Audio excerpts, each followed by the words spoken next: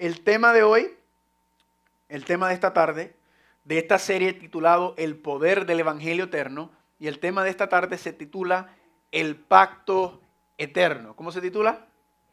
El Pacto Eterno.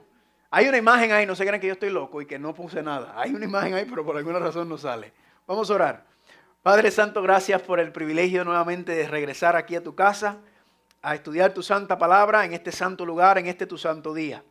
Pedimos, Padre, que ahora que vamos a estudiar, vamos a profundizar en lo que aprendimos esta mañana, que tu Espíritu Santo nos pueda llevar a todo entendimiento y comprensión y sobre todo la aplicación de estas verdades. Gracias, Señor, por este privilegio y este honor de estar aquí nuevamente y adorarte y honrarte en tu santo día. Y te lo pedimos en el nombre de Jesús. Y todos dicen, amén. Amén. Entonces, esta mañana hablamos sobre la razón por la cual aún estamos aquí. ¿Por qué la demora de Cristo Jesús en venir si ya Él venció a Satanás en la cruz del Calvario, ya vivió una vida sin mancha, sin pecado y resucitó? La pregunta que vamos a estar contestando durante esta semana es, ¿por qué entonces estamos aquí? ¿Por qué continuamos aquí? Y esta mañana estudiamos que hay 4 razones por la demora del regreso de Cristo Jesús. Número 1, la falta de arrepentimiento ¿de quién?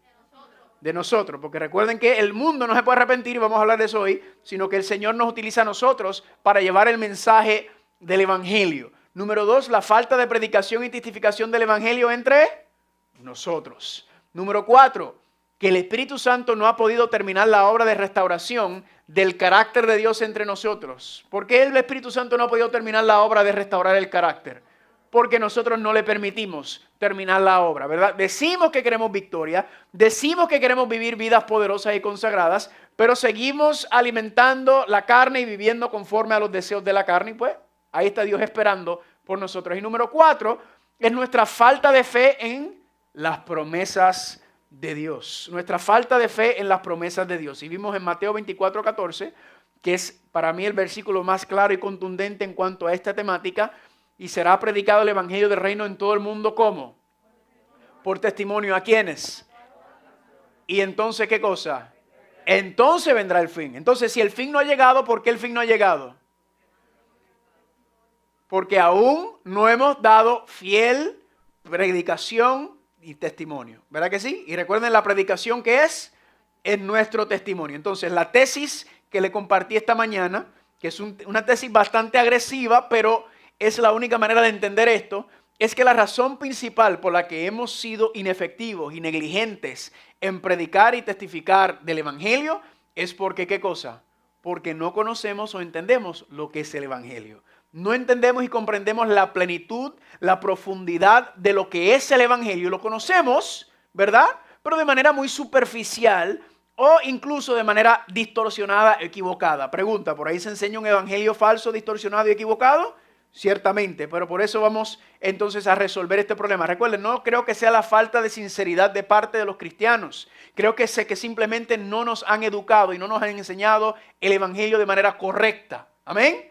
Entonces, yo cuando empiezo a entender esto y empiezo a estudiar esta temática, entonces yo tengo que tener todo en tablitas, ¿verdad? Y yo hice una tablita, la tablita del mapa del evangelio eterno.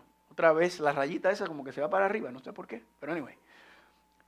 Yo desarrollé este mapa, pudiera decir como un currículo de lo que es el evangelio eterno para yo estudiarlo y comprenderlo y aplicarlo, porque a veces repetimos y decimos frases y le pasamos por encima y no le daba la profundidad que necesitaba. Entonces, desarrollé este mapita. Hoy y el lunes vamos a estudiar este mapita. ¿Está bien? Hoy vamos a estudiar la mitad, el lunes vamos a estudiar la segunda mitad durante estos estudios. Número 1, en el mapa, ¿qué está? ¿Qué viene lo primero? ¿El qué cosa?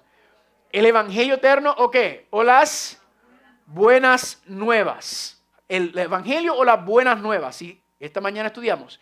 ¿Cuál es el versículo más claro, más contundente, más abarcante que habla y explica el evangelio en su totalidad?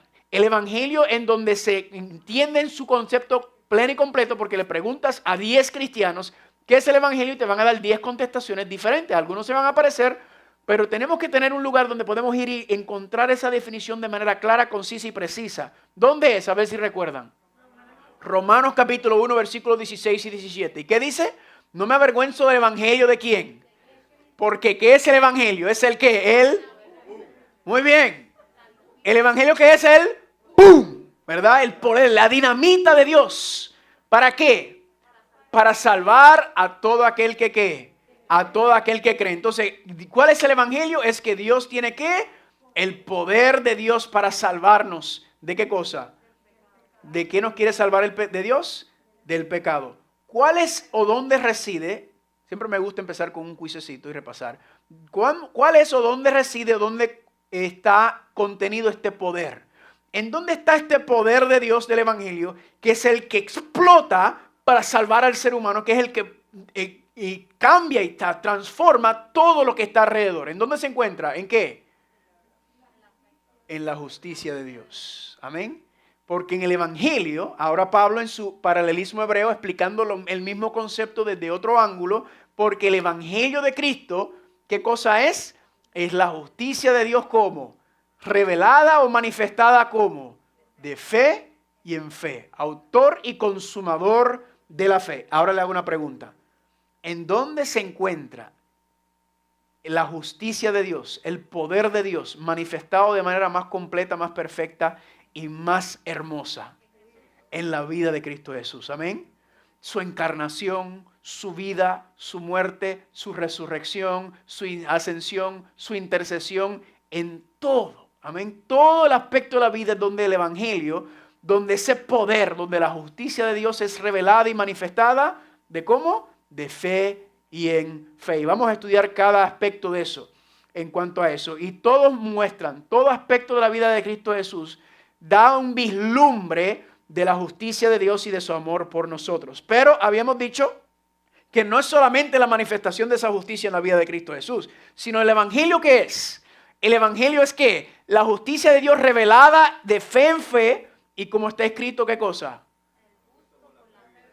Así que esa misma fe que tuvo Jesucristo en las promesas del Padre, y en la cual el Padre pudo manifestar su justicia, su poder, porque recuerden, no dice el Evangelio de Cristo, pero no dice el poder de Cristo, ni la justicia de Cristo. ¿Es de quién?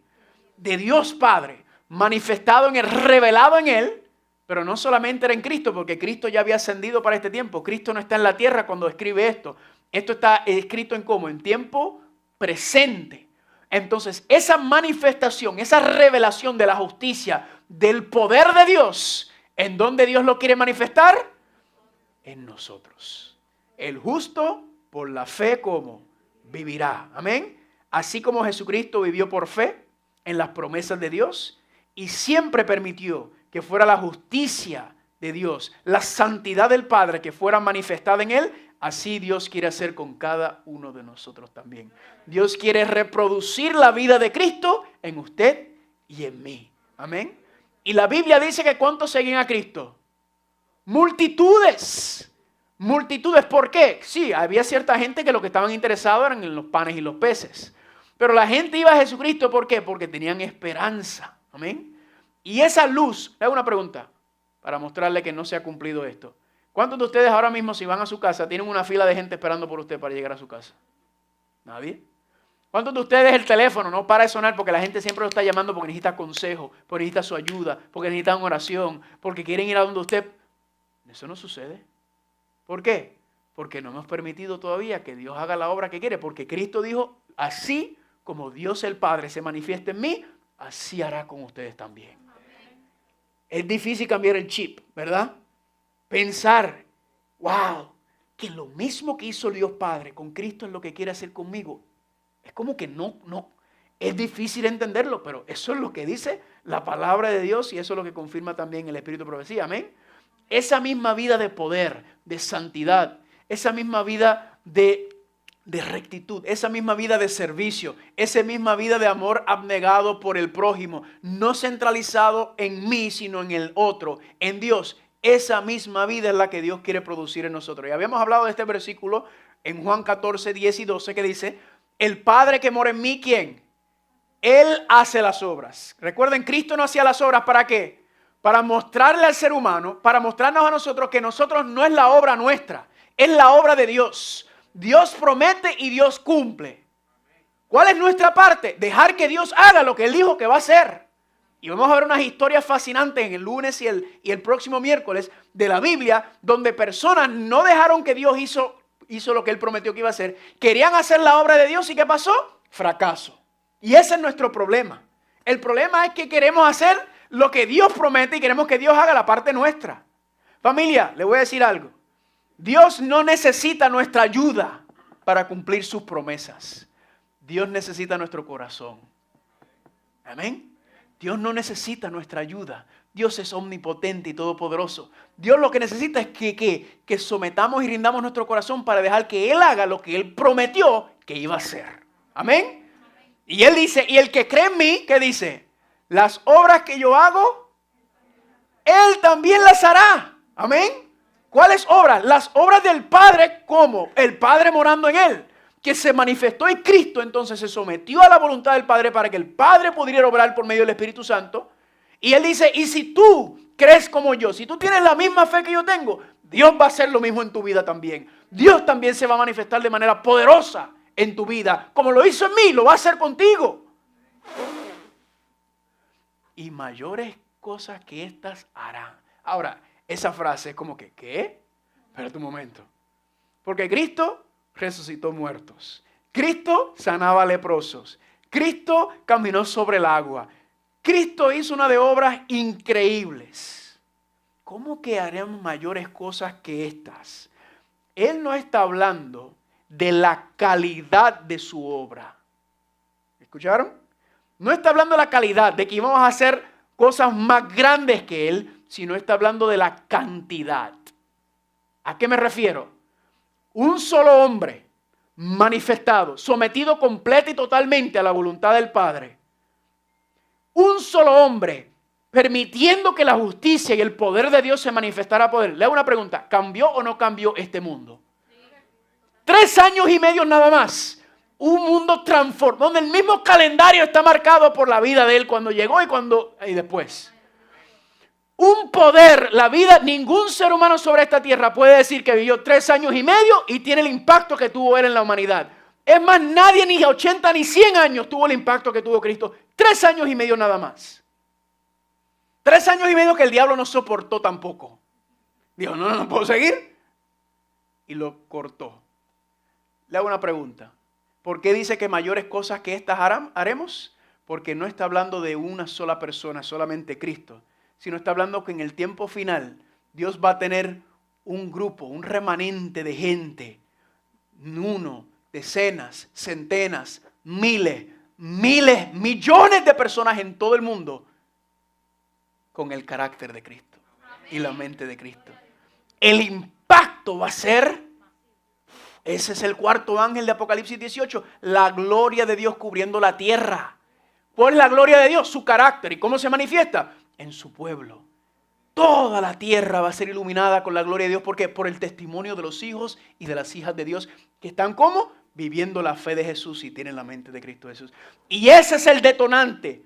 Porque a veces decimos, no, cuando venga la marca de la bestia, cuando venga la imagen de la bestia, entonces, ¿verdad? No.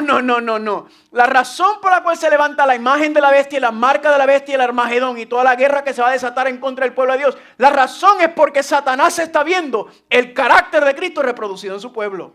Y cuando Satanás vea eso, dice, no puedo permitir eso. Y ahí se levanta. Ahora mismo Satanás está en República Dominicana tomándose una piña colada. De vacaciones está porque nosotros no estamos haciendo ningún daño.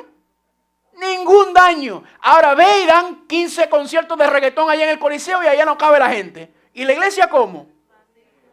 Satanás está relajado. Pero cuando él vea que el pueblo de Dios se ponga en serio, a medida que las cosas y el ser humano se da cuenta y dice, no hay cosa más importante que vivir para Dios. Este mundo no tiene nada. Y ¿cuántos de ustedes se van sintiendo así ya? Señor, yo quiero dedicarlo todo, yo quiero vivir para ti porque este mundo no tiene nada. Y cuando nos pongamos y deseemos la fe de Jesús, familia, el poder de Dios se va a manifestar de una manera poderosa. ¿Cuántos dicen amén? Y me gusta cómo ocurre esto. Mayores cosas harán, dice él, ¿verdad? Y dice en el mismo versículo, no lo puse, porque yo voy al Padre. Por eso es que estas cosas ocurrirán. ¿Qué significa que mayores cosas ocurrirán porque Él va al Padre? Es sencillo. Porque Él va ¿a dónde? Porque Él va al santuario celestial a interceder. La intercesión de Cristo en el santuario celestial es tan importante para el plan de salvación como fue su muerte en la cruz del Calvario. Amén. Gloria a Dios. Mucho se habla de la sangre derramada en la cruz del Calvario. Y gloria a Dios por eso, como hablamos esta mañana. Eso es el fundamento y el pilar. Pero muy poco se habla de la sangre esparcida. Porque la sangre no era solamente derramada, nos enseña el santuario. La sangre tenía que ser esparcida en el santuario también. Y esa sangre esparcida tiene también un significado para nosotros. Y vamos a hablarlo el lunes. Vamos a empezar a hablar de la sangre esparcida. ¿Qué significa o representa y por qué es tan relevante la obra de Cristo como sumo sacerdote en el santuario celestial? Eso lo vamos a ver, ¿qué día? El lunes. Entonces, aquí está. El mapa dice, el evangelio eterno o las buenas nuevas, ¿qué es? El evangelio de Cristo es ¿qué? El poder de Dios, ¿para qué? Para salvación. ¿Para salvarnos de qué? Mateo 1:21. Y llamará su nombre Jesús, porque Él salvará a su pueblo ¿de qué? Entonces, ¿cuál es la obra de Jesucristo? ¿Salvarnos de qué? De nuestros pecados. En otras palabras, cuando hablamos del evangelio, ¿cuáles son las buenas nuevas? Las buenas nuevas que se pronuncian es que Dios tiene un plan de salvación, ¿para qué? Para salvarnos de qué cosa? Del pecado. Ahora, tenemos que ser más astutos en explicar el pecado. ¿Por qué lo digo? Porque cuando lo estudio, el pecado, alguien podría jalarlo como quisiera. Y a veces decimos el pecado en términos muy generales. Entonces voy a compartir con ustedes una definición o una explicación más profunda del pecado. ¿A qué me refiero? El pecado tiene 3 dimensiones. ¿Cuántas dimensiones? Podemos llamarle las 3 dimensiones. Yo también le llamo los 3 aguijones o los 3 venenos del pecado. ¿Cuáles son los 3 venenos del pecado? Número 1, la penalidad por el pecado. Pregunta, ¿cuál es la penalidad por el pecado?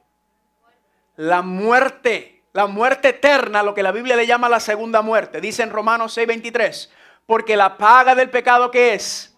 Muerte, mas el don de Dios es ¿qué? Vida eterna en Cristo Jesús nuestro Señor. ¿Cuáles son las 2 opciones?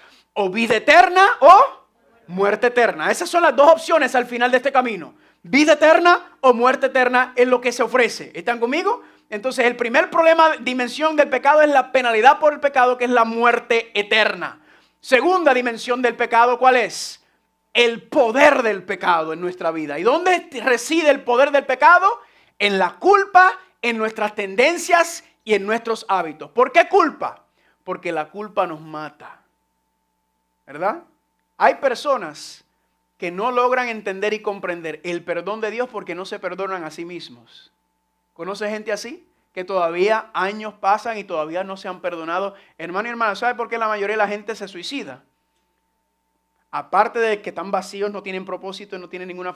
Es porque no aguantan la culpa de la maldad que han hecho. Y la culpa tiene poder porque todavía mantiene a la gente esclavizada y rendida. ¿Qué más? Las tendencias y los hábitos. Estas tendencias con las cuales nacimos, que se llaman las tendencias heredadas, y también las tendencias o los hábitos que hemos ido cultivando o aprendiendo en este mundo. ¿Están conmigo? Porque nosotros heredamos de nuestros padres también una carga genética donde también hay una predisposición, por ejemplo, a la diabetes, predisposición al alcoholismo, predisposición a ser airado, hay muchas que nosotros cargamos, pero también a medida que vivimos en este mundo aprendemos también, ¿qué cosa? Hábitos pecaminosos. ¿Verdad? Y los vamos incorporando en nuestra vida que no necesariamente las obtuvimos de nuestros padres. Entonces, ahí reside el poder. Noten lo que dice Juan 8:34. De cierto digo que todo aquel que hace pecado, ¿qué es? Esclavo del pecado. Y si usted es esclavo del pecado, le hago una pregunta. ¿Quién tiene poder sobre ti? ¿Satanás? Por eso la Biblia dice, Cristo dice en el mismo capítulo de Juan, dice que yo he venido a darle libertad. ¿Libertad de qué? Para que no sigan siendo esclavos del pecado, ni de la culpa, ni de las tendencias, ni de la naturaleza caída que tenemos. Amén. Hermano y hermana, no le eche la culpa a su naturaleza caída por su comportamiento y sus actitudes y su mala vida. Ese no es el problema principal. La naturaleza no ayuda. El problema principal no es nuestra naturaleza caída. El problema principal es el carácter. Este es el problema principal. ¿Y cómo lo sé? Sencillo. Le pregunta, ¿Adán y Eva tenían naturaleza caída? No, y aún pecaron. Lucifer y los ángeles del cielo, ¿tenían naturaleza caída? No, y aún pecaron. Entonces no le eche la culpa a la naturaleza. No me malentienda, no coopera y no ayuda, definitivamente. Pero no es el problema principal que tenemos en este mundo. El problema principal está acá arriba. Y por eso Dios, ¿qué quiere transformar? Nuestra manera de pensar, nuestra manera de creer. Porque si transformas aquí, la vida se transforma. ¿Amén? Ese es donde viene y donde está diciendo. Así que Cristo nos quiere libertar. Por eso dice en Romanos capítulo 7, que dice Pablo, no hago el bien que quiero, sino ¿qué cosa? El mal que no quiero. Y dice, y el mal que no quiero hacer, ¿qué dice? No puedo, pero este pecado que mora en mí, esa naturaleza caída, que nos tenemos estas inclinaciones ya. No te preocupes que vamos a resolver eso durante esta semana también. Amén. ¿Cómo resolver? ¿Cómo obtener victoria en nuestra vida en cuanto a eso? Y la tercera dimensión del pecado, ¿qué es? La presencia del pecado. ¿Y qué implica eso? Satanás, ¿estás vivo todavía? Todavía está vivo. ¿Tiene sus millones de ángeles también, demonios? Todavía están por ahí. ¿Y las consecuencias de este mundo? ¿Cuáles son las consecuencias? Las enfermedades, la muerte, el sufrimiento, todo lo que conlleva este mundo. Todavía pregunta, ¿vivimos en presencia del pecado? Efectivamente, familia. Primero de Juan 2:16. Porque todo lo que hay en el mundo, las concupiscencias de la carne, las concupiscencias de los ojos, las concupiscencias los malos deseos o los deseos distorsionados o pervertidos a causa de nuestra naturaleza caída. La soberbia o el orgullo de la vida, esto no viene de Dios, sino viene de ¿qué? Viene del mundo. ¿Están conmigo? Este es el problema, familia, en donde está. Las concupiscencias o los deseos distorsionados. ¿Qué quiere hacer Dios? Dios quiere liberarnos. Amén. De todo esto. Ahora, por eso repito, la penalidad del pecado, el poder del pecado y la presencia del pecado. Hermanos y hermanas, nosotros parecemos prisioneros de guerra en este mundo. Amén. Y ciertamente podría entenderse porque este mundo es un mundo de guerra. Pero Dios nos quiere liberar. Amén. Dios nos quiere dar libertad. ¿De qué? Familia, el plan de salvación es salvarnos ¿de qué? El plan de salvación del pecado. ¿Y de qué tres dimensiones? De la penalidad por el pecado, del poder del pecado y de la... ¿Por qué le digo esto? Porque durante esta semana vamos a estar analizando esos conceptos desde diferentes ángulos en cuanto para ir comprendiendo y entendiendo lo que Dios quiere hacer. Ahora la pregunta es, ¿cómo Dios nos va a salvar de la penalidad del pecado, del poder del pecado y de la presencia del pecado? ¿Cómo Dios lo va a lograr hacer? Y para eso, ¿qué está? El pacto eterno con Cristo. La Biblia habla de un pacto eterno que el Padre hizo con el Hijo. Ahora, vamos a explicar lo que es un pacto bíblicamente, porque podríamos malentender un pacto bíblico con un pacto terrenal. ¿A qué me refiero? Cuando usted le hablan de un pacto, ¿en qué usted piensa? Dígame. ¿Un acuerdo? ¿Qué más? ¿Un convenio? ¿Un contrato? ¿Qué más? ¿Una promesa? Ok.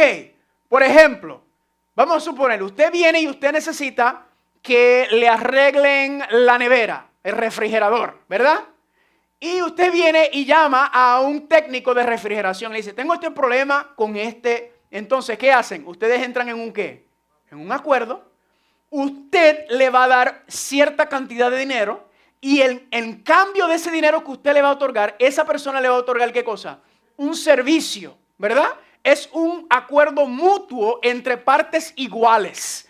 Yo le voy a dar esto que tiene valor por el servicio que usted me va a brindar. En la Biblia aparecen ese tipo de pactos, no me malentienda. Hay donde reyes hacen pactos. Yo le voy a dar esta cantidad de dinero y usted me va a dar esta protección. Pero eso no es el pacto de la Biblia. El pacto divino es una promesa unilateral de Dios para con nosotros. Dios promete todo, Dios da todo, Dios hace todo. Le voy a dar un ejemplo. Allá atrás está mi madre. Y nosotros tenemos la casa ahí en Carolina. En algún momento, si Cristo no viene antes, mi papá y mi mamá van a pasar a descansar, ¿verdad? Y esa casa, le hago una pregunta. ¿En quién se convierte? ¿Para quién es? Para mí. Tengo hermana, pero vamos para hacerlo simple. Yo voy a heredar esa casa. ¿Están conmigo? Le hago una pregunta. ¿Qué yo hice para heredar esa casa? Ser hijo. simplemente porque soy hijo de mi mamá y mi papá, eso me da el derecho, ¿de qué? De heredar esa casa y todos los demás bienes que ellos hayan acumulado, me pasa a mí. Yo no tengo que hacer nada, ¿verdad? Para recibir. Automáticamente, legalmente es mío por herencia y por derecho. Ahora, hay algo que yo sí puedo hacer. ¿Y qué es?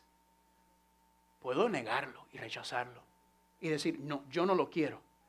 Pero ya por simplemente haber nacido, ya yo tengo derecho de heredar lo que era de mi mamá y de mi papá. Amén. A menos que yo lo rechace, o también podría ser ese caso donde ellos decidan en un will, ¿cómo se dice will? En un testamento que no es así. Pero por ley, y eso mismo, la palabra pacto en el libro de Hebreos, capítulo 9, versículo 16 y 17, cuando habla de pacto, lo habla como un testamento.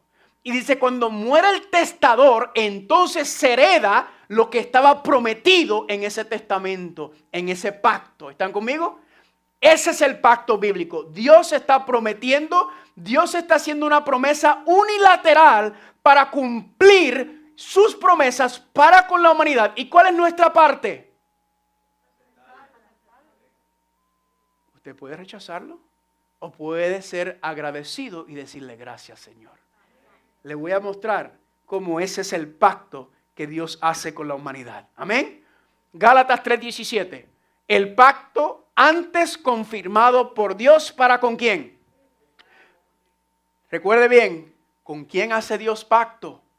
Con Cristo, no con nosotros. Y lo primero que le va a venir a la mente a usted es decir, pero ven acá, ¿Dios no hace pacto con nosotros? No, no puede. Y le voy a mostrar ya mismo por qué.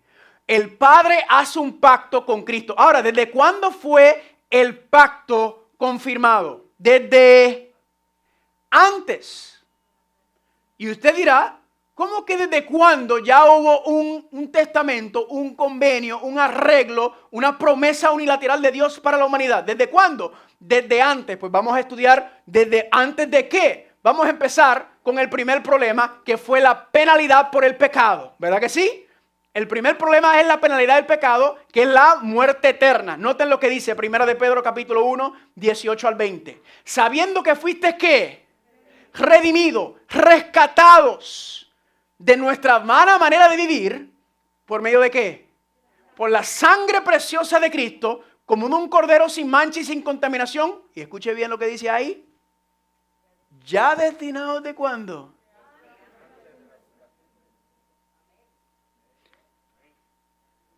Ya la humanidad fue redimida antes de la creación. ¿Qué? No, espérate, no. ¿Cómo es posible? No, porque yo tengo que hacer mi parte. No. La redención es una promesa unilateral del pacto eterno de Dios con la humanidad. En Cristo Jesús, antes de usted haber nacido, ya Dios lo había redimido a usted y a toda la humanidad. ¿Qué? Se fue la luz. ¿O no? Yo dije otra vez. ¿Cómo es? Ahora, no cunde el pánico, vamos a llegar ahí. ¿Cómo es posible? No. Vamos a ver el poder del pecado. ¿Desde cuándo esa promesa se dio? Vayan conmigo al libro de Efesios. Esto lo tenemos que leer porque esto es una cosa demasiado espectacular para dejarlo. Efesios. La redención fue decretada, fue declarada, fue destinada, fue predestinada, ordenada desde antes de la fundación del mundo. ¿Amén? No, Carlos, eso no. Vamos a ver, Efesios capítulo 1. Efesios capítulo 1. ¿Cuántos están ahí? Vamos a hablar ahora. Esa fue la penalidad por el pecado. Vamos a hablar ahora sobre el poder del pecado. Gálatas, aquí. Efesios capítulo 1. ¿Cuántos están ahí? Amén. Versículo número 3. Noten lo que dice aquí. Bendito sea el Dios y Padre de nuestro Señor Jesucristo, que nos bendijo con toda bendición espiritual en los lugares celestiales. Es una pregunta. Dice aquí que Dios Padre nos bendijo en Cristo Jesús con toda bendición espiritual en los lugares celestiales, nos bendijo. Le hago una pregunta. El tiempo del verbo bendecir, pasado, presente o futuro. Pasado. Le hago una pregunta. ¿Cuántos de ustedes estaban vivos cuando se escribió la carta a Efesios? Ninguno. Y aquí dice que antes de usted y yo nacer, ya Dios nos bendijo de toda bendición espiritual en los lugares celestiales en Cristo Jesús. Y usted y yo no habíamos nacido y ya teníamos la garantía de la bendición espiritual en el Señor. ¿Qué? Sigamos leyendo. Según nos escogió Él, Cristo ya te escogió a ti. Antes de la fundación del mundo. Ya Cristo estaba pensando en bendecirte, en redimirte y en perdonarte desde antes de haber sido creado. Dice aquí, ¿para qué? Para que fuésemos santos y sin mancha. ¿Cómo? ¿Cuándo? ¿En el futuro? No, ahora en el tiempo presente. El poder de Dios manifestado. Amén. Dice aquí, en amor, habiéndonos ¿qué cosa? Predestinado para ser adoptados hijos suyos por medio de Jesucristo según el puro afecto de su voluntad. Le hago una pregunta, ¿quiénes son los que reciben la herencia? Solamente los hijos. Aquí dice que antes de usted haber nacido, ya Dios tenía los papeles de adopción firmados y hechos para ti. Ahora, ¿qué significa eso? Usted puede rechazar los papeles. ¿Están conmigo? Pero ya está hecho. Ya tu nombre está escrito en los papeles de adopción del cielo con la sangre de Cristo Jesús. Predestinados. Vamos a hablar un momento de la predestinación. ¿Por qué? Porque por ahí en el cristianismo se enseña lo que se llama la predestinación calvinista. Está la predestinación bíblica y está la predestinación calvinista, que serían lo que enseñan nuestros hermanos o hermanas presbiterianos mayormente, pero también hay muchas iglesias reformadas que enseñan el calvinismo. ¿Cuál es la diferencia? Le voy a enseñar la diferencia entre la predestinación bíblica versus la calvinista predestinación. ¿Qué enseñaba Calvino, que era uno de los reformadores? Enseñaba, y esto viene a causa, también Martín Lutero también creía en la predestinación, y esto viene también por otras colas que tiene que ver con el pecado original y otros asuntos. ¿Qué enseñan los calvinistas y las reformistas? Enseñan que Dios predeterminó quién se salva y quién se pierde independientemente de la decisión del ser humano. Hay lo que se llama la predestinación dual. Dios entonces ha determinado quién se va a perder y quién se va a salvar independientemente de la decisión tuya y mía. Le hago una pregunta. ¿Eso es bíblico?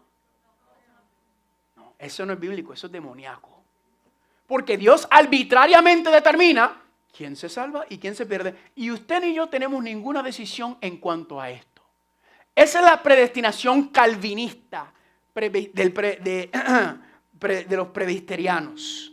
Pero ¿cuál es la predestinación bíblica? Bueno, ya les la estoy mostrando. Que desde antes de la fundación del mundo, ya Dios había redimido a la humanidad en Cristo Jesús. Ya Dios había adoptado a la humanidad en Cristo Jesús. Amén. Ya Dios había predeterminado que cada uno de nosotros fuera a vivir vidas santas y sin mancha en este mundo. Ahora le tengo que dar un ejemplo. Un ejemplo perfecto. Viajar en avión. En unas semanas, mi esposa y yo vamos a viajar y regresar a California. Ya yo compré los boletos. ¿Están conmigo? Ya yo tengo mi boleto y mi asiento garantizado en ese avión. Bueno, hoy en día usted no sabe cómo son las aerolíneas, pero usted me entiende, ¿verdad? Estamos hablando en términos.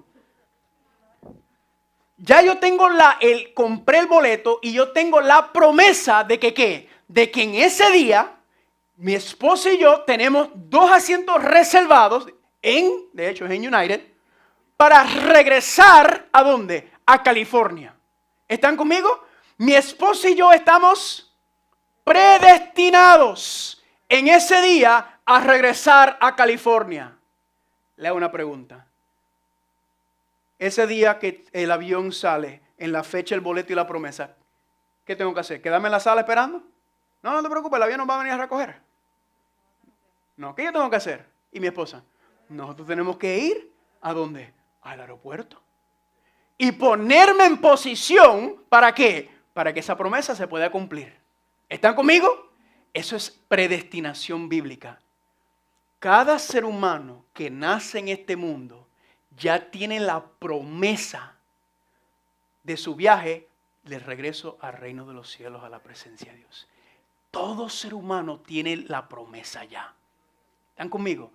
Pregunta, ¿qué pasa si yo no me monto en ese avión a la hora y en el día que dice que ese avión va a salir para California? ¿Me quedé? ¿Es culpa del piloto que me quedé? ¿Es culpa de la aerolínea que me quedé? ¿De quién es la culpa? Mía, por no ponerme en posición para poder ¿qué? Recibir los beneficios de esa promesa. ¿Están conmigo? La Biblia dice que estamos predestinados ya para la salvación. Ya todo ser humano nace con la promesa hecha. ¿Cuál es el problema? Que usted tiene que ponerse en el lugar para permitir que Dios pueda cumplir su promesa de llevarnos al reino de los cielos. ¿Están entendiendo? Les doy otro ejemplo. Yo sé, hermano y hermana, yo sé que es difícil cambiar el chip. No tengo otra promesa. ¿Cuántos de ustedes estarían contentísimos si ahora mismo yo les regalara a cada uno de ustedes un cheque por $1,000,000? Levántenme la mano. ¿Cuántos estarían contentos? ¿Cuántos estarían contentos? La única persona que no levantó la mano fue mi esposa. ¿Saben por qué? Porque ella sabe que soy un pelado. Porque ella sabe que yo no tengo $1,000,000. Usted no se puede poner contento con el cheque todavía. ¿Por qué razón? A mí alguien me da un cheque $1,000,000, yo lo miraría raro y dije, ¿qué usted tiene que hacer para recibir los beneficios y la promesa? Porque el cheque es una promesa, eso es lo que es el cheque. ¿Qué usted tiene que hacer para recibir lo que está prometido escrito en ese cheque? Usted tiene que ir al banco y depositar el cheque. Y cuando usted mira en su cuenta, entonces alégrese y celebre. ¿Están conmigo? Familia, la Biblia dice que cada ser humano nace con el cheque de la salvación ya escrito en su nombre y lo tiene aquí en su bolsillo. Todo ser humano ya nace con la promesa de salvación, con la promesa de redención. ¿Cuál es el problema? Que no todo el mundo cree que ese cheque tiene fondo. O no lo quieren, o no quieren nada que ver con el dueño, el que da el cheque, o no creen que es posible y nunca lo depositan. Y por eso, pregunta, ¿es culpa del banco? ¿Es culpa del que da el cheque? ¿De quién es la culpa? De la persona que no creyó en esa promesa. Amén.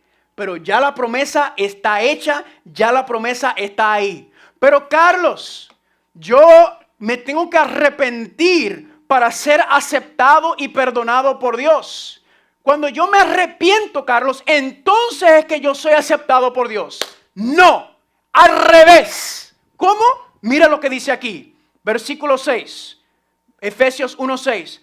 Para alabanza de la gloria de su gracia, con la cual nos hizo ¿qué? Aceptos en el amado. ¿Desde cuándo? Desde antes de la fundación del mundo, ya Dios te había aceptado, ya Dios te había perdonado y ya Dios te había recibido como su hijo y su hija. Amén. Ya esa promesa está ahí. ¿Por qué nos arrepentimos? Porque nos damos cuenta de lo bueno que es Dios.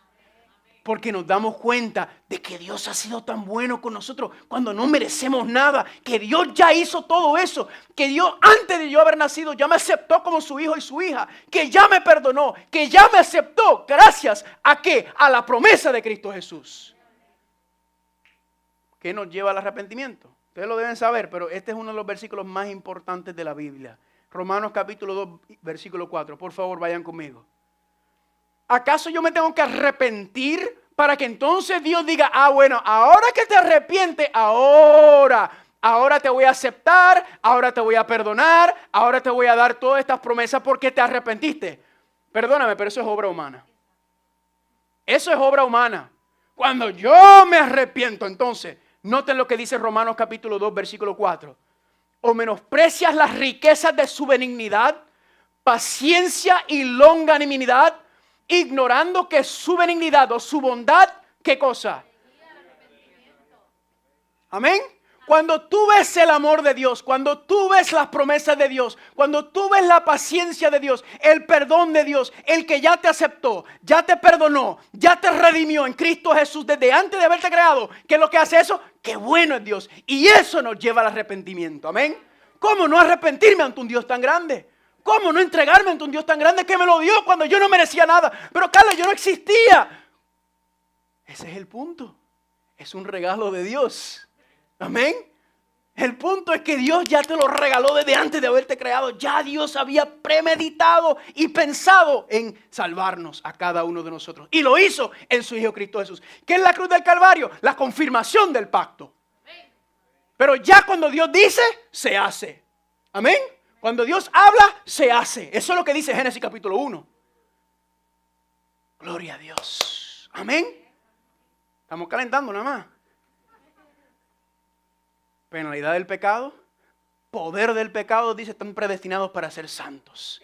Y la presencia del pecado, el fin del pecado, el fin de la muerte, de la enfermedad, del sufrimiento, de la depresión, del suicidio, de este mundo cargado que ya estamos cansados y agobiados. Dios promete, Tito 1:2, la esperanza de qué, la cual Dios, que no miente, prometió desde cuándo.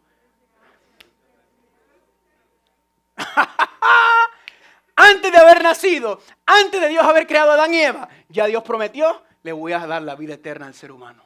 Se lo voy a restaurar, ¿cómo? Por medio del árbol de la vida, que no se ve la imagen tampoco. No se preocupen, yo resuelvo eso mañana.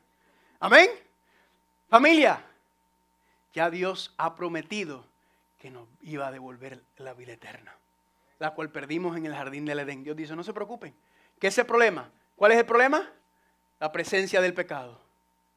Dios dice, no, la muerte, no se preocupe. Todo eso, voy a resolver todo ese asunto. ¿Cuántos dicen amén? Amén. Noten lo que dice, 2 de Timoteo 1:9. Este versículo nos debe explotar la cabeza. Preste atención a esto. Quien nos salvó y nos llamó ¿con qué? Con llamamiento santo. No conforme a nuestras obras, no hay mérito humano en esta. Aquí no hay nada que usted y yo podemos hacer. Sino según su propósito y gracia, la cual nos fue dada ¿en quién? ¿Desde cuándo se nos salvó y nos llamó santo para su propósito, la cual nos dio en Cristo Jesús? Desde antes del principio de los siglos. Ya Dios, yo sé que es difícil entenderlo, ya Dios te salvó. Porque Dios prometió que en su Hijo Cristo Jesús todos los seres humanos iban a tener la salvación. Amén. Pregunta, ¿eso significa que todos se van a salvar? No. ¿Por qué? Porque tienes que depositar el cheque. Tienes que montarte en el avión. Amén. Dios no obliga a nadie a aceptar los regalos que Él da. Esto, hermano y hermana, y usted y yo ni siquiera más habíamos nacido. Ni Adán y Eva habían nacido. Y ya las promesas del pacto eterno estaban ya dadas. Amén. No es que el ser humano, que esto lo escuché los otros días. Alguien me dijo, no. Cuando el ser humano nace, el ser humano necesita un salvador. No. Cuando tú y yo nacemos, cuando el ser humano nace, ya tiene un salvador. Amén. Desde antes de la existencia del ser humano, ya Dios había dado en su infinito amor y misericordia que nos iba a dar, ¿qué cosa? El pacto eterno y la promesa de todas estas recompensas. ¿Cuántos dicen amén? Noten esta cita, deseada de toda la gente. Desde antes de que fueran echados los cimientos de la tierra, el Padre y el Hijo se habían unido ¿en qué? En un pacto para redimir, un pacto de la redención, para redimir al hombre o al ser humano en caso de que fuesen vencidos por Satanás. Esto, el pecado no agarró a Dios por sorpresa. ¿Qué vamos a hacer ahora? ¿Vamos a resolver esto? Bueno, vamos a ver, Cristo, ¿qué tú crees? No. Había unido sus manos, el Padre y el Hijo, en un solemne compromiso de que Cristo sería ¿qué cosa? El fiador de la raza humana. ¿Qué significa la palabra fiador? ¿Qué me puede decir? La garantía, el garante, la promesa, amén, de que la raza humana tendría redentor, de que la raza humana tendría salvador desde antes. Hermano y hermana, desde antes de la creación, desde antes de Dios haber creado a Adán, a Eva, a Noé, a Abraham, a Moisés, la humanidad ya tenía un garante, un fiador, una garantía en caso de que fuéramos a caer. Amén. Y ese es el pacto eterno, la promesa entre el Padre y el Hijo. Desde antes de crearte, ya Dios te amaba. Desde antes de crearte, el Hijo y el Padre habían prometido darlo todo por nosotros para que nosotros pudiéramos estar nuevamente en su presencia, viendo lo que iba a acontecer. Amén. Por eso dice 1 de Juan 4:10, en esto consiste el amor, no en que nosotros hayamos amado a Dios. Y Él dice, bueno, ahora que me amas, ahora te voy a resolver. Ahora que me amas, ahora sí te voy a salvar. Ahora que me amas, sí te voy a redimir. No, no, no. Desde antes que hayamos, no es que nosotros hayamos amado a Dios, sino que ¿qué? Que Él nos amó a nosotros y envió a su Hijo en propiciación por nuestros pecados. En otras palabras, no es que cuando tú aceptas a Cristo, entonces el Padre dice, ahora te acepto, ahora te perdono. No, es que envió a su Hijo porque nos perdona y nos ama y nos acepta desde antes. Es el resultado. ¿Están conmigo? Esa es la promesa desde ya, lo que Padre está diciendo en cuanto a su amor por nosotros. Noten esta otra cita, dice lo mismo, pero lo dice un poquito distinto de Dios nos cuida.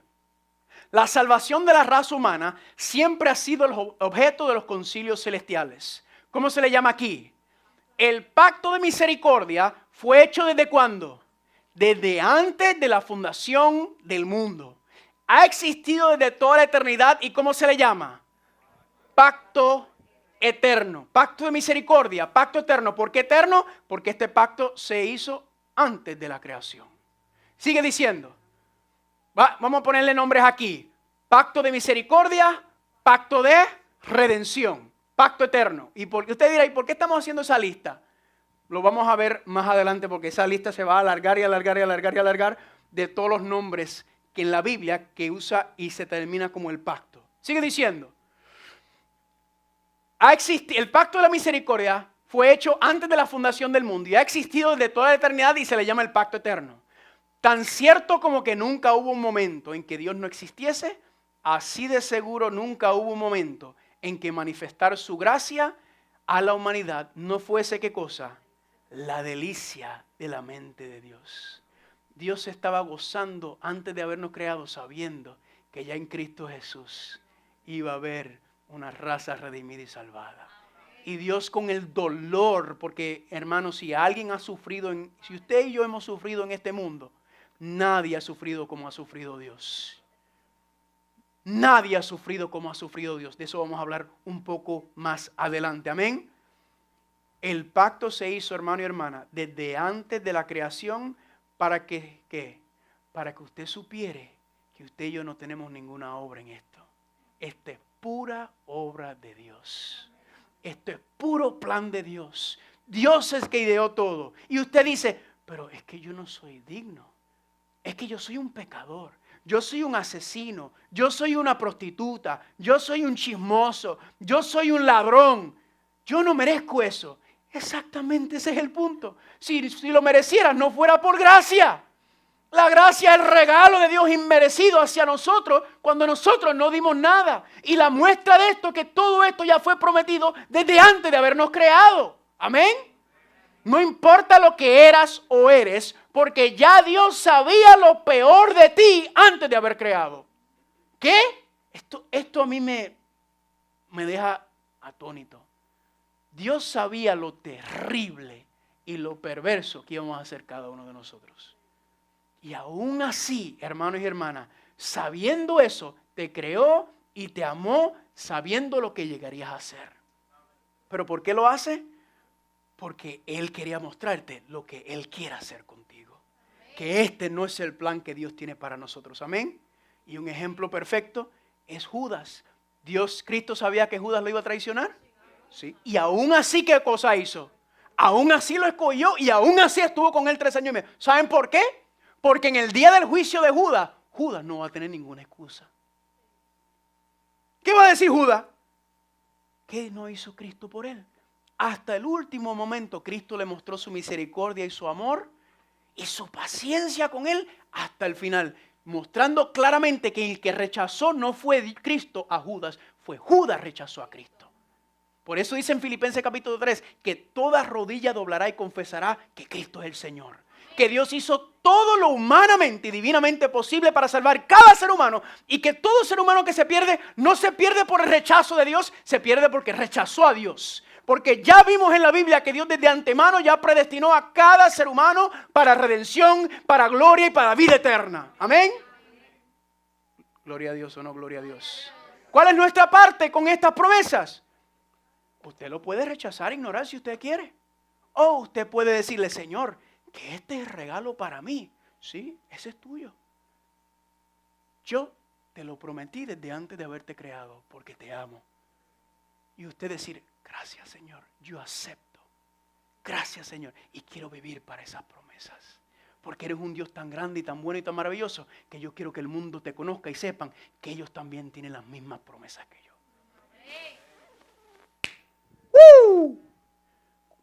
Josué 24:15, escoge hoy a quién vas a servir. Pero yo y mi casa serviremos al Señor. La predestinación dualística del calvinismo es pura basura. Porque Dios nunca, Dios es amor y la esencia del amor es la libertad. Dios no obliga y fuerza a nadie. Pero Dios sí te dice, escoge. Tú puedes, si tú quieres, escoger. Y tú tienes la libertad de hacer lo que tú quieres con tu vida. Pero hay consecuencias.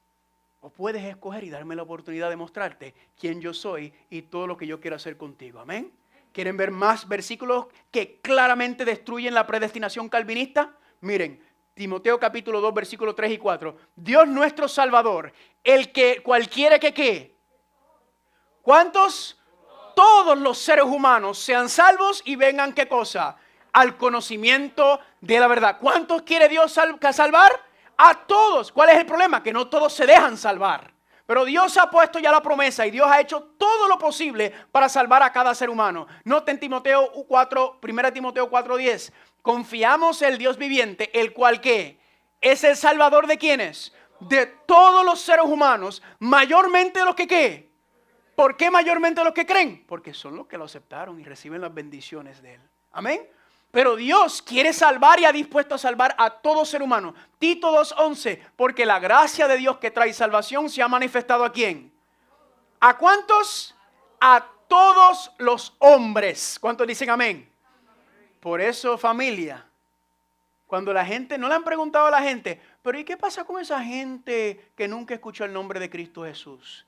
¿Qué pasa con esa gente que viven en selvas amazónicas o en tribus aisladas de lo moderno y nunca? Usted sabe que la mayor parte de la población del mundo no conoce a Cristo, no ha escuchado de Cristo. No lo sabía. Y usted se preguntará, ¿y cómo entonces se va a hacer? ¿Será que Dios va a condenar a las personas porque nunca escucharon? No, porque aquí dice claramente que de alguna manera, nosotros no sabemos cómo, Dios ha manifestado su gracia, su amor y su bondad a todo ser humano. ¿Cómo? Pues Dios se manifiesta por medio de la naturaleza, Dios se manifiesta por medio de otras personas, Dios se manifiesta principal y primordialmente por medio de su Hijo, pero no he sido la palabra. Pero no limitemos a Dios a esto. Dios obrará y cada ser humano tendrá que tomar la decisión, y por eso van a haber personas en el cielo, como dice en la Biblia, que no sabían, que dicen, ¿y esas heridas que tú tienes en tus manos?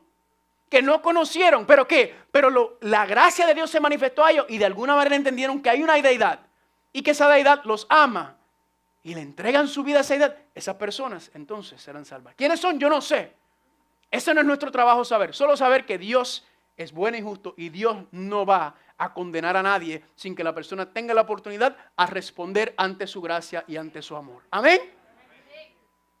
Pero nosotros estamos aquí y para gloria de eso Dios nos tiene con nosotros. ¿Cuántos dicen amén? Amén. Y noten el versículo que leímos anteriormente. Y escuche esta parte. Quien nos salvó, ya hablamos de eso, pero quiero enfocarnos en la segunda. Quien nos salvó y nos ¿qué? Ya Dios te ha llamado. Dios te ha llamado. ¿Con qué cosa? Con llamamiento santo. ¿Cuál es el llamamiento santo que Dios hizo? No conforme a tus obras ni las mías, sino según su propósito y su gracia, la cual Dios nos llamó para llamamiento santo. ¿Desde cuándo? Desde antes de la creación del mundo. Ya Dios tenía un plan para ti. ¿Y cuál es el plan? Dios dice, ahora que sabes todo lo que he hecho por ti y todo lo que ya es tuyo y todo lo que ya te he prometido, ahora que lo tienes, ahora te voy a llamar a una cosa santa. ¿Y qué es esa cosa santa? Lo leímos ayer, esta mañana. Isaías 43:7. Hermano y hermana, no se olvide de este versículo, por favor. Porque a todos los llamados de mi nombre, para gloria mía los he creado. Los formé y los hice. Esta mañana dijimos, si usted está vivo, y no solamente usted, cada ser humano que ha vivido en este mundo, que está vivo y que vivirá, ¿cuál es el propósito por el cual Dios permitió que esa persona viviera? Para su gloria, para vivir en deleites, para vivir en paz, para vivir en el gozo, en el plan que Dios ya estableció. Ese es el plan de Dios para todo ser humano. Que todos puedan darle gloria y decir, pero qué Dios tan grande y maravilloso. ¿Cómo no servir un Dios así? ¿Cómo no cómo no dedicarle mi vida, mis recursos, mi tiempo, todo lo que soy a un Dios así? ¿Cómo no hacerlo? Preferimos dedicárselo a los dioses de este mundo. Cuando ya Dios tenía en plan, en mente, antes de tú haber nacido, que quería glorificarse en ti. Y quería que tú fueras el instrumento a dar a conocer a otros su gloria y su amor y su benignidad. ¿Cuántos dicen amén? Y por eso, familia, cuando miramos, ¿Cristo le dio gloria o no le dio gloria al Padre? ¿Se glorificó Dios en Cristo, sí o no? Y esa misma gloria es la que Dios quiere manifestar en tu vida y en la mía. Que la gente vea, pero ven acá, ¿y qué es lo que tiene esta persona? ¿Por qué tanta alegría y tan gozo en medio de esta paz? Yo me acuerdo cuando yo era maestro en la ciudad de Nueva York. Eso fue hace 10 años. Estoy poniendo viejo. Y la situación yo trabajaba en una escuela pública y eso era terrible. Era un ambiente hostil, era un ambiente de cuchilla. Era una cosa terrible. La única paz que uno tenía era cuando estaba en el salón de clase con los estudiantes. Esa era la única paz. Todo lo demás era terrible. Y había esta maestra una vez. Yo estaba caminando en el pasillo, estaba con mis estudiantes de escuela elemental. Y ella me vio y vino donde mí y me dijo, Mr. Muñoz, yo te tengo una pregunta. Yo dime, ¿por qué tú siempre estás tan feliz? ¿Por qué tú siempre andas con una sonrisa en la cara? Porque aquí todo el mundo siempre anda amargado y triste y cansado y quejándose. Yo también me quejaba, pero ¿por qué tú siempre andas con una sonrisa y con un gozo? Y yo le dije, la única explicación que yo tengo es que yo tengo a Cristo como mi Salvador. Amén. Cristo me da paz, me da gozo en medio de la tormenta. Y con esa maestra, adivinen qué, empecé un estudio bíblico por eso. Amén.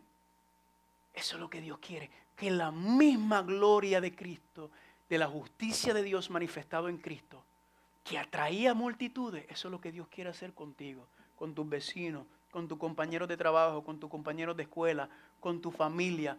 Dios quiere que vean la gloria de Él por medio de ti y que la gente venga al resplandor de su luz que se manifiesta en ti. Amén. Eso es lo que Dios quiere. ¿Y dónde comienza esa gloria? Familia, en la cruz del Calvario. La cruz del Calvario lo que me dice a mí es que Cristo prefirió la muerte que vivir una eternidad sin ti. El que estaba en los atrios celestiales no se aferró a sí mismo, sino despojándose de su divinidad. Vino. ¿Para qué? Porque no quería estar sin ti y sin mí en el reino de los cielos. Amén. Que el mismo Jesucristo nos ama tanto, y esto es una cosa increíble. Cristo nos ama tanto que arriesgó su vida eterna por salvarnos a nosotros. Aquel que es eterno arriesgó su eternidad en los atrios celestiales para venir y hacerse un siervo, un ser humano y morir por ti y por mí. Increíble. Amén. Por eso dice Zacarías 6, 2 y 13. ¿Qué dice?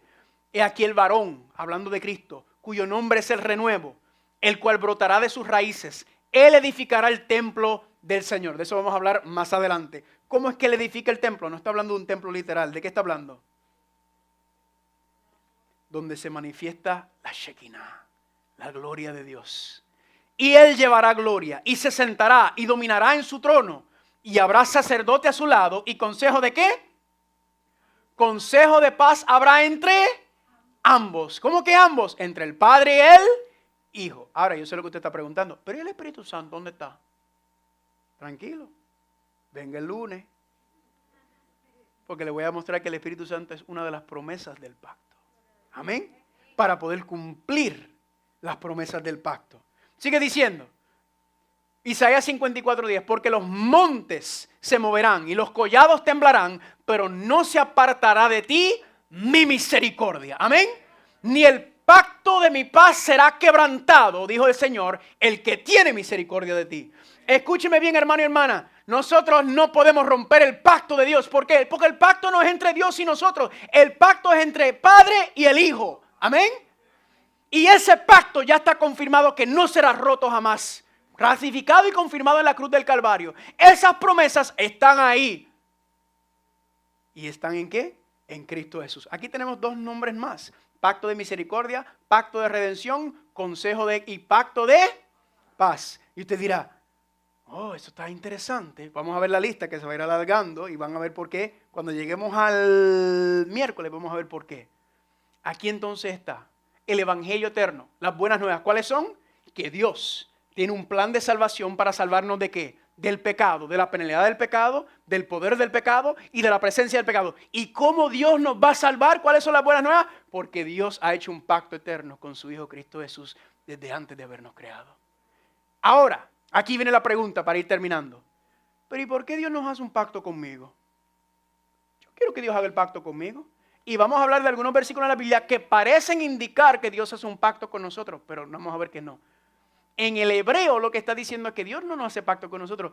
Dios nos invita a ¿qué? A responder a su pacto. Eso es lo que Dios hace, porque ya el pacto está hecho. Ahora la pregunta es, ¿por qué Dios no hace un pacto con nosotros? ¿Se ha preguntado eso? ¿Por qué Dios no hace pacto con nosotros? Aquí está la explicación en el libro El Camino a Cristo, capítulo 5. Deseamos hacer su voluntad. ¿Somos qué? Moralmente débiles, sujetos o esclavos a la duda y dominados por los hábitos pecaminosos de nuestra ¿qué?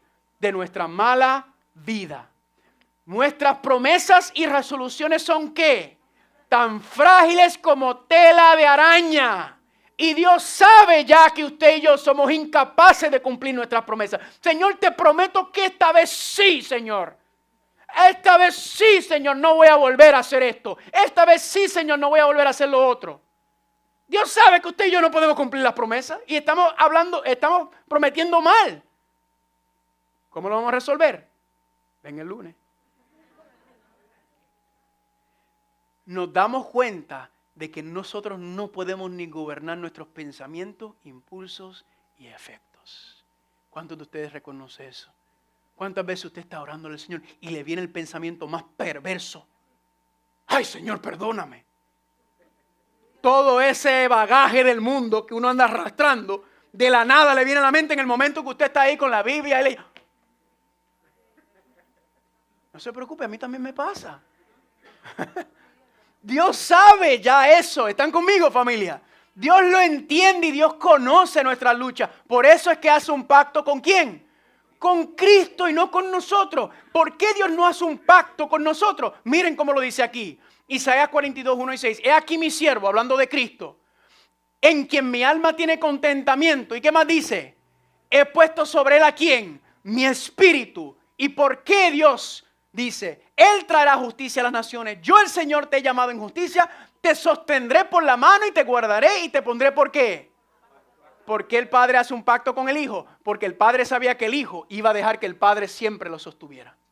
Que el Cristo, el Hijo, nunca iba a depender de su fuerza humana, su conocimiento humano, su intelecto humano, su experiencia humana, nunca. El Padre sabía que Cristo iba a someterse constante, completa y totalmente en la voluntad y el poder del Padre. Por eso dice, te sostendré por la mano y te guardaré. Porque el Padre confiaba en que Cristo no iba a ceder. Con nosotros no puede. Por eso se le llama el príncipe del pacto a Cristo. ¿Por qué príncipe? Porque es la garantía del Padre de que las promesas del pacto se iban a cumplir. Están probadas en la vida de ¿quién? En la misma vida de Cristo Jesús. Amén. Y la cruz del Calvario es la evidencia de que el Padre podía confiar en el Hijo, que iba a ir hasta el final. Pregunta, ¿titubeó?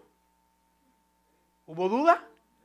Sí. Vamos a hablar de eso más adelante. Pero aún así, aún se mantuvo firme y fiel. Amén.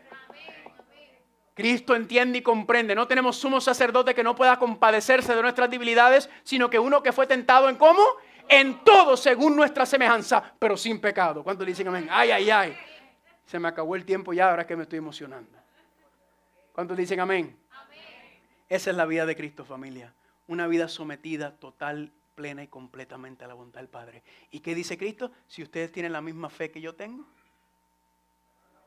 ustedes lo verán. ¿Y sabe qué es lo más lindo de todo?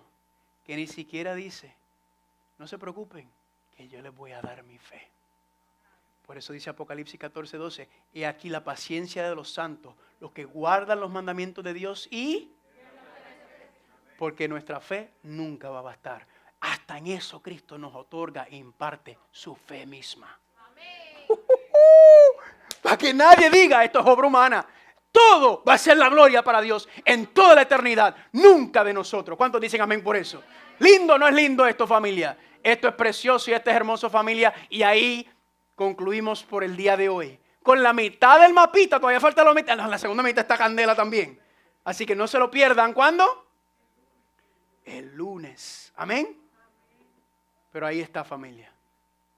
Ahí está la promesa del pacto, ratificado con la sangre derramada. Pero la promesa del pacto también tiene que ser impartida y repartida y ministrada. ¿Por medio de qué? Por medio de la sangre esparcida de Cristo. ¿Para qué? Para que no solamente ya esté pagada la penalidad por el pecado, sino también Cristo nos pueda dar, ¿qué cosa? El poder sobre el pecado. ¿Cuántos dicen amén? Amén. Le hago una pregunta. ¿Es bueno Dios o no es bueno?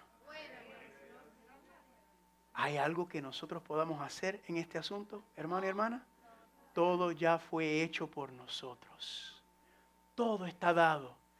La fe, la fuerza, el poder, el arrepentimiento, todo es un regalo de Dios.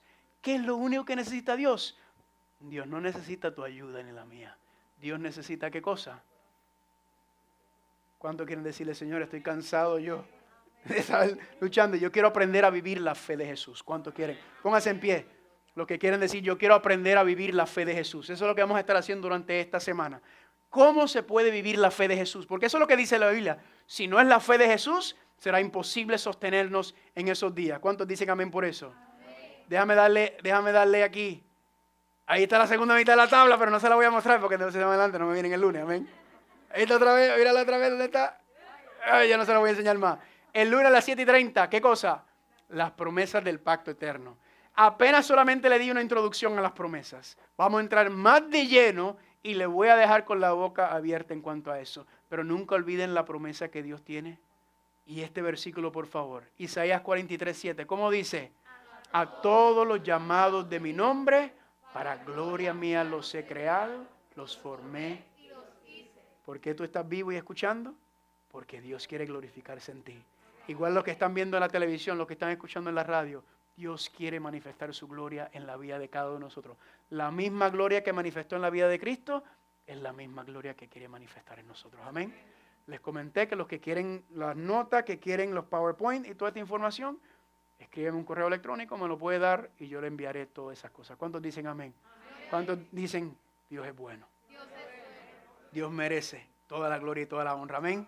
Vamos a orar. Padre Santo, te damos gracias porque se nos ha condicionado a pensar que cuando nosotros hacemos algo, que entonces tú respondes con tu amor, con tu aceptación, con tu redención. Y ya vimos que todo eso ya fue prometido y dado, regalado ya, escrito el nombre de cada ser humano con la sangre de Cristo para poder montarse en ese avión y llegar al reino de los cielos. Todo ser humano ya tiene su asiento garantizado en el plan de salvación. Pero lamentablemente, Padre, no todos responden, no todos aceptan, no todos, Padre, lo quieren. Aquí estamos nosotros, Padre, agradecidos porque verdaderamente eres maravilloso. Qué buenas nuevas son estas, donde tú provees todo y lo único que pides de parte nuestra es que te entreguemos nuestro corazón para que tú puedas hacer la obra que quieres hacer en nosotros y por medio de nosotros. Gracias, Señor, por ese pacto, ese testamento que ya fue firmado con la sangre de Cristo delante de habernos creado. Gracias a Cristo por haberse ofrecido voluntariamente hacer sacrificio. A ti, Padre, el dolor tuyo al ofrecer a tu Hijo. Y al Espíritu Santo también, que tiene que luchar con este corazón duro y terco que tenemos nosotros, ante tanto amor y tanta bondad. Gracias, Señor, por esta bendición. Llévanos con cuidado en el resto de la tarde y tráenos el lunes de regreso para seguir estudiando en las preciosas y hermosas promesas del pacto eterno. Amén. Gracias, Señor, por esto, y te lo rogamos y te lo pedimos en el nombre de Jesús. Amén. Amén. Dile al que está de su lado, el Señor quiere verte en el reino de los cielos.